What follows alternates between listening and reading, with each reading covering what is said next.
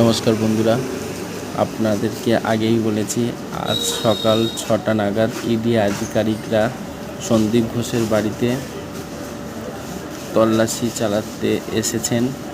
এই যে হলুদ কালারের জামা পরা লোকটিকে দেখছেন আপনারা, ইনি হলেন সন্দীপ ঘোষের বাড়ির কেয়ারটেকার। এনার থেকে চাবি নিয়ে ইডি আধিকারিকরা ওই বাড়িতে প্রবেশ করেছেন। বর্তমানে তারা এখন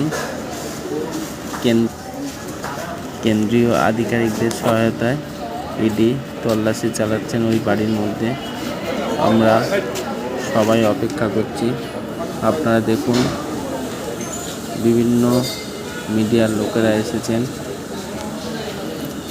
সত্যের সন্ধানে। আমরা সবাই জনতা অপেক্ষা করছি সত্যের সন্ধানে। আপনারাও প্লিজ অপেক্ষা করুন সত্যের সন্ধানে।